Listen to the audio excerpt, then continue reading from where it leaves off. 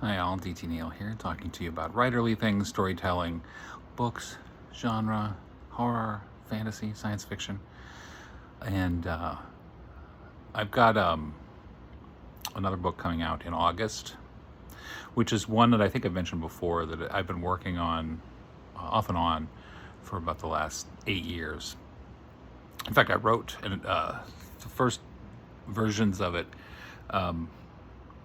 you know, many, many years ago. And then at the time I thought nobody's going to believe like this is possible because of the way the world, specifically this country, had gone. So I rewrote it a couple times, several times, to accommodate what I consider the madness of American life. This book is a satirical science fiction story. It's that's how it is. That's what it is.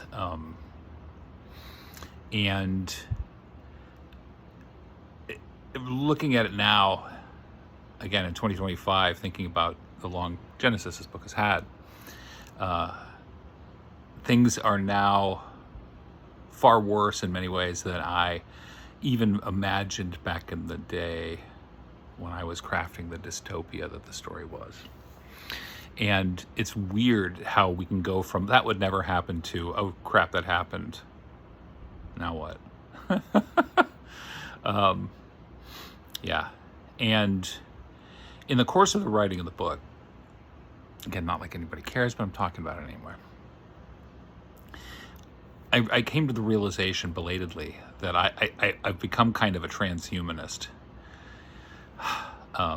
Not in the bellowing, bellicose tech bro way, the way transhumanism gets referred to.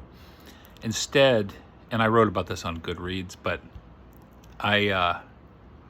it's more like an awareness that when I was younger, I was deeply humanist, and that fueled my way of looking at the world.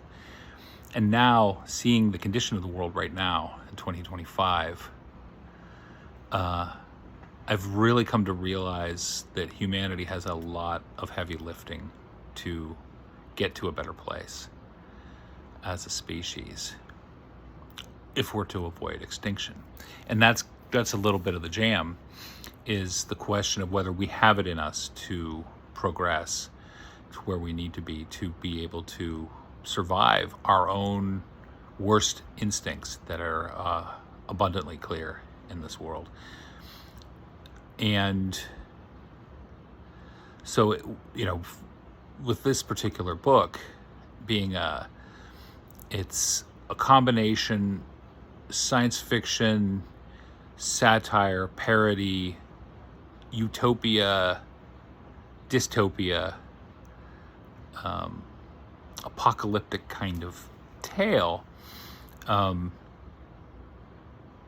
all that's represented in there, and all of that collectively had me, it is impossible for me to look at it and not see a vein of transhumanism in the mix, while at the same time, and I don't want to give anything away, I don't want to be do spoilers, at the same time there is an atheistic, sardonic kind of feel to it, kind of like the universe has a big laugh at our expense. We're the punchline of the joke of our own existence. Okay, and I want to speak more about it, but I don't want to do any spoilers. I'm going to wait till this book comes out. But there are certain influences and ideas that are inherent in the book that are reflective of the philosophical stance that I'm taking in it.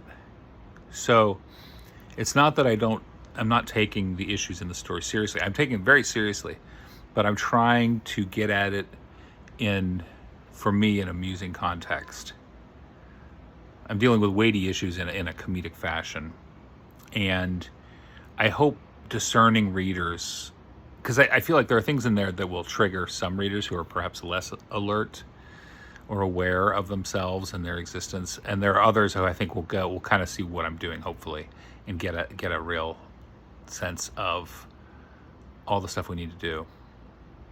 It was funny to me too, because I didn't want the book to be too big. It's a large book. I've mentioned that in other posts, but there were so many ideas inherent in it. Part of me was thinking, gosh, do I need to do sequels to this book? I don't think I will, because I like where it leaves off, even though there are like unanswered questions, or if not even unanswered questions, there are ideas that some readers might be really curious about, wanting to know more about that. Would you like to learn more? And I don't think I'll ever revisit it, but I could certainly imagine doing so at some point. I know that's very ambiguous, but whatever. Anyway, I will have to talk a little more, I think, about the transhumanistic stuff. It's just, anybody who looks at our status quo right now and thinks this is the best, it's like the just world fallacy. It's like everyone looks at it and goes, this is the best world we could possibly have. The defenders of the status quo, they're insane. Like, you're looking around and you think, this is not the best world we can have. We can do better. We can do better. And why aren't we doing better? Because of this, because of this, because of this, because of this. Because these forces don't want us to improve or change what's currently going on, and they will use every means at their disposal to enforce the status quo and keep things going, so we don't progress. And we run into a situation where it becomes more and more maladaptive. The problems worsen,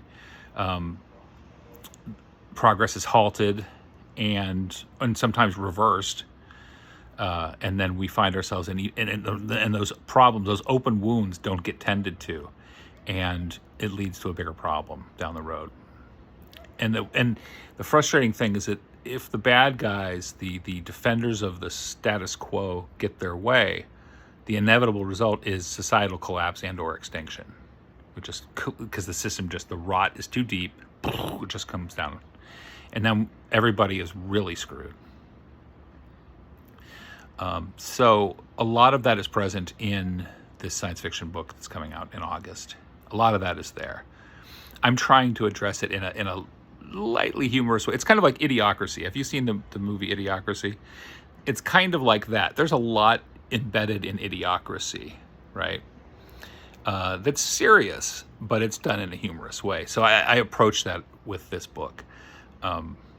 So we'll see how people react to it, but it's very appropriate for its time, even though, for me, like I said, the original book I wrote 8 years ago as a warning flag for where we were headed.